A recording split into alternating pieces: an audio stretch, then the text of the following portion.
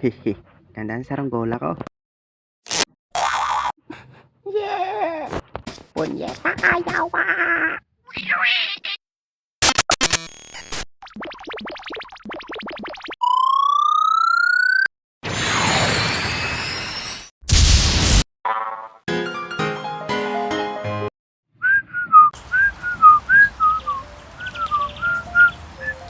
Hello mga Choy, kumusta? At welcome sa aking YouTube channel. Mga Choy, naranasan nyo na bang magpalipad sa saranggola? Kung akong tatanungin nyo, siyempre oo naman. Sa mga hindi pa nakakaalam, may iba't ibang hugis ang saranggola. May hugis diamante, may hugis buwan, may hugis tao, may hugis ibon, eroplano, barko, at marami pang iba. Ito yung pinaka-paborito kong laruin nung bata pa ako. At kadalasan itong nilalaro tuwing summer. Ito yung pinaka-aabangan ng mga bata tuwing bakasyon.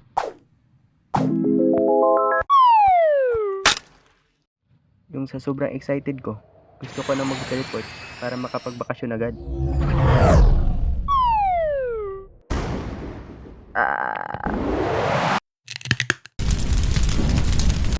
Ang init naman. Sa sobrang init ng araw, umitim na yung mga balat ko. Yung feeling na para ka nang kinakagat sa sobrang init. Hoy pre, di ka pa rin gumagawa ng saranggola? Oo nga pre, di ka pa rin marunong. Malaki ka na. Uso na kaya saranggola sa atin ngayon? Oo nga pre. Ha? Anong di marunong? Nasa bahay kaya? Anong hugis ba yung saranggola mo pre? Baka hugis dinosaur. Basta. Maganda yun. Hehe. Nagyabang pa ako nun eh. Kahit di naman talaga marunong. Oy, ang daming kawayan. Teka. Subukan ko kayong gumawa ng saranggola. Hehe. At agad akong kumuha ng mga gamit sa paggawa ng saranggola. Gaya ng itak, lubid, pandakip, gunting, at kutsilyo. Siyempre, sinimulan ko na agad ang paggawa.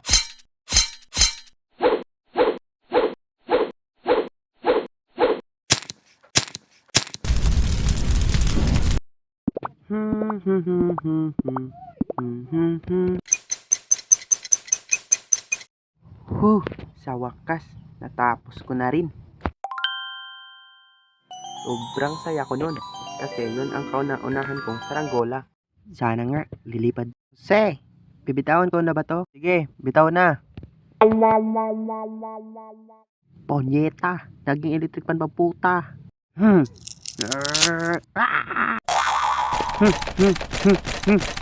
Dahil determinado ko matuto, di pa rin ako sumuko.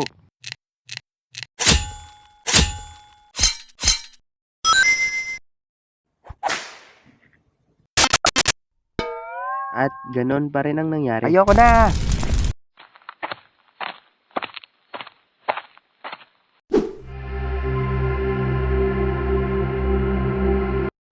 Ganda naman ang saranggola nila.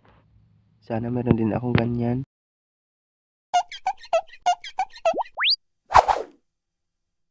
Kaya ko to. Magkagawa ko to. Let's do this.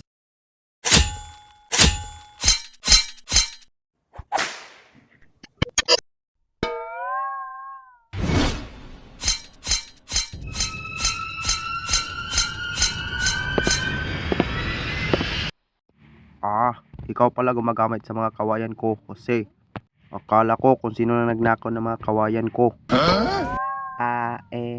Pahingi po ng kawayan po, tay. O siya, sige. Basta wag mo lang ubusin ha. Opo, tay. At di ko na malaya nun, paubos na pala ang kawayan ni tatay.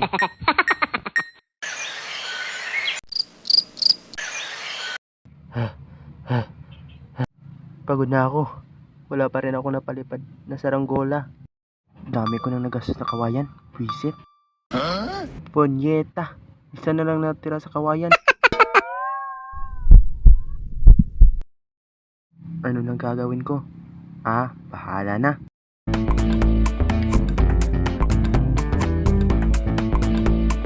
A few seconds later.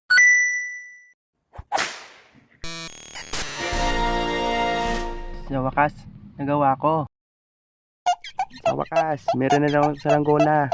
Uhu. The next day. Diyan ka lang muna ha. Tay. Asa na makawayang gusto eh. Bakit wala nang natira? May isa. Aray ko po.